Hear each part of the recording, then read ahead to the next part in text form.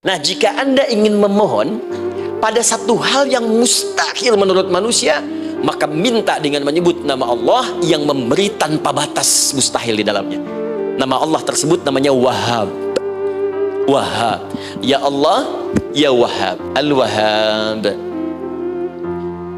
Kalau kita rubah dalam bentuk permintaan, maka singkat kalimatnya dengan hab. Hab. Untuk sendiri habli, untuk banyakkan hablana.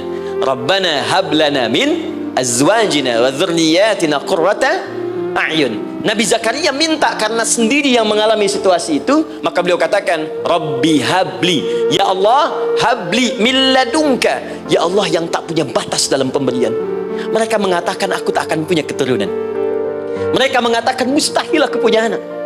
Dan aku yakin kau memberi batas tanpa memberikan pemberian tanpa batas. Aku mohon darimu saja, darimu saja, dzurriyyatan thayyibah, keturunan-keturunan terbaik. Innaka sami'ud du'a, engkau pasti mendengar doa saya. Kalau pada yang maha memohon saja, maha mendengar saja tidak mengabulkan, lantas kepada siapa lagi aku mesti minta? Tapi poinnya bukan itu. Poinnya adalah ini disampaikan oleh Nabi Zakaria dalam keadaan sedang sholat, masih berdiri dalam sholatnya. Dalam bahasa Arab berdiri disebut dengan qaimun, qaim, berdiri. Sedang sholat disebut dengan yusolli. Perhatikan ayat 39-nya.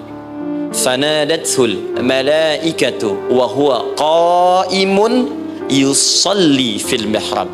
Maka seketika ketika doanya selesai dipanjatkan, sholatnya belum selesai. Doanya selesai dipanjatkan, seketika datang malaikat menyampaikan, kamu dapat kabar gembira, Anda akan punya anak, bahkan namanya langsung diberikan oleh Allah, Yahya, artinya hidup. Yang mustahil menurut manusia, lahir dari rahim seorang perempuan yang divonis menopause dan mandul, kata Allah, bagiku yang gak ada yang mustahil. Jadi dan hidup dia. Kapan itu terjadi? Masih sholat dan belum selesai dalam sholatnya, dalam keadaan berdiri. Sekarang saya tanya Anda, kita membaca iyyaka na'budu wa iyyaka nasta'in dalam keadaan ruku atau sujud?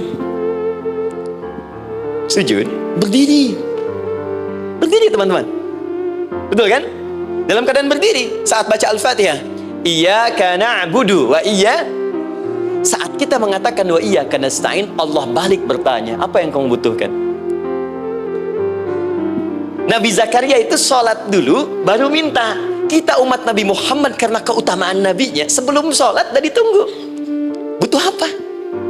Mau minta apa? Karena itu saya ingin katakan, ayo manfaatkan momentum sholat ini. Jangan sekedar kita kemudian tunaikan formalitas, tapi kita tidak mendapatkan keuntungannya. Ayo, semuanya, dari mulai takbir sudah ada doa, ruku ada doa, bahkan sujud kita bisa perbanyak dalam bahasa hati kita untuk memohon kepada Allah Subhanahu wa Ta'ala. Jelas sampai di sini? Baik, mudah-mudahan insya Allah doa kita dikabulkan oleh Allah Subhanahu wa Ta'ala.